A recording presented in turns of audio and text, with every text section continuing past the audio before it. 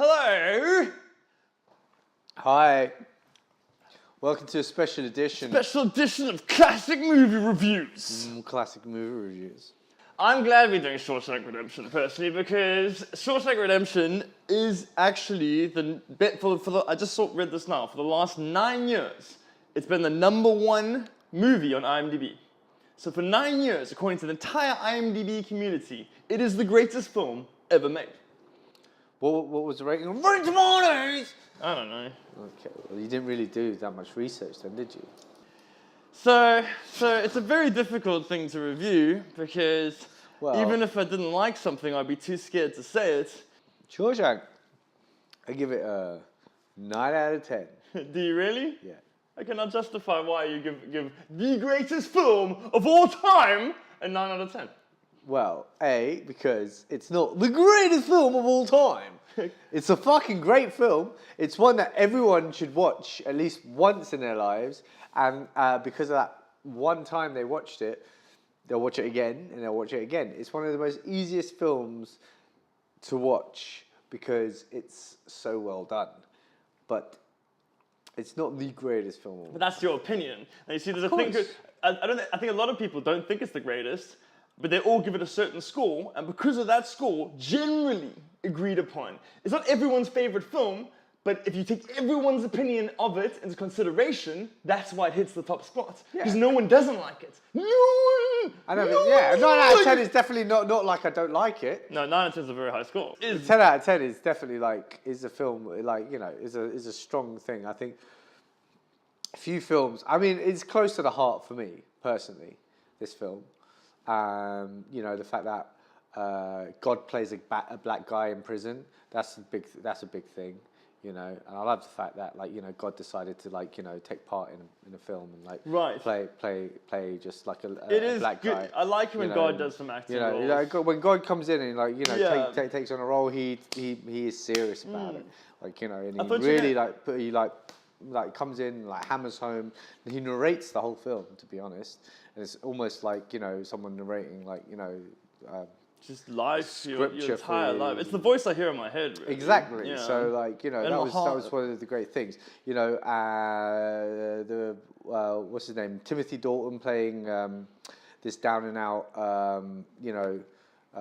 football player who doesn't, I think he has bad gambling debts or something like that, and his wife gets killed, something. But I think he played a really good role in that. And then the bit where him and Eddie Murphy decide to it's a good cameo. Escape from the prison. I thought that was really well done. Yeah. And then when George Clooney and a bunch of other dudes started singing bit in the film. I like the whole, they drew parallels between how social media is getting a little bit excessive in today's day. The whole thing is a metaphor for social media. Of course. Yeah. The moment they started sending out Facebook tweets. Yeah. From prison. And then when that bit where he starts to invest in bitcoins and he kind of works his way into the historic value, it was don't take it for historic value because the worth they give bitcoins in this film is completely inaccurate. For the time. Yeah, and then when they set up a football team in order to play the guards, just out of respect to gain their respect. And when I was in prison, it reminded me a lot of. There was a lot of. You can see they did their research on. I found it wasn't very realistic though from when I was in prison. Wasn't it? No, definitely not. But you were. I was there. 70s. That's way different. For me personally, there was definitely not enough hopscotch in this film. Compared to when I was in prison. It depends on which prison you're at, man. I was in a very gay prison. Right. So. Okay. Cool. Specifically for gays. Nice. Cool. What rating would you give it? I'm gonna give it a 9.5. I give it 9.5. It's the most perfect movie of all time on fucking IMDb, Rotten Tomatoes. Yeah, it's too long. I think that it drags. It drags. God, out. you and fucking duration. No, sometimes duration's okay. But I think by the end of it, I'm a bit you could have done a little bit of editing. What? What could you take? Could you take out from this film? I mean, I don't want to spoil anything, but I reckon the last. Oh my god! Like we're doing a classic movie review. The last thing you want to say is I don't want to spoil anything. Anyone, listen. If you decide to watch this and you have not watched The Shawshank Redemption, go fuck yourself. I think the last 20 minutes could have been condensed down to a much faster pace. 5 minutes, maybe even just text on the screen. Maybe just. Well, just like a. Yeah, like just when I spin it when they have like a pictures. Star Wars scroll. Nah, I wouldn't do that. But I would just have a picture of each character and like. Oh, like yeah. Went on to. This is what this film deserves, to be honest. Like an end slate sequence. Yeah. Where it shows like all the characters just like. Yeah. I think the strongest point of this entire film was kind of the believability.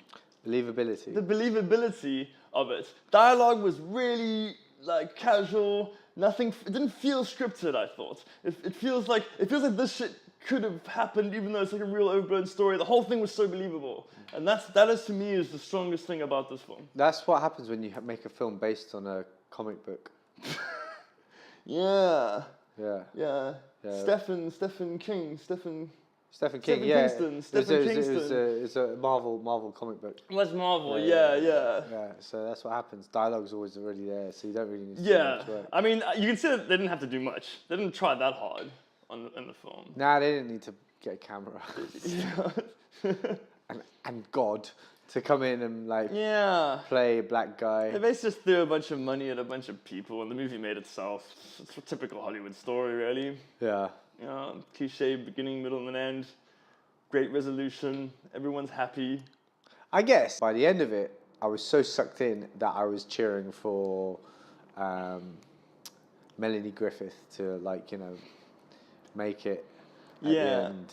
Yeah, her and Kate Hudson to finally admit their feelings to each other, and it's the whole homosexual rights, and I think it's we need these kind of films in today's Trump America. Yeah, I mean, it does definitely reflect Trump's America, this film. Yeah, no, definitely. The inequality between the haves and the have-not. Yeah.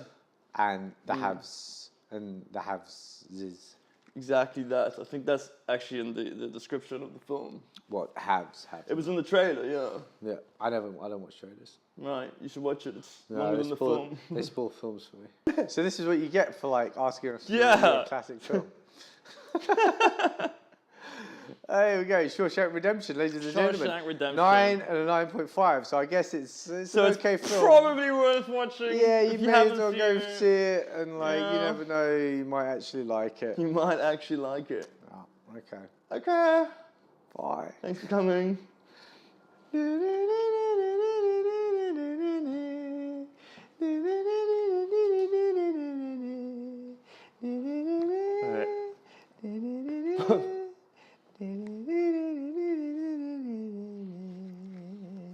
Wait.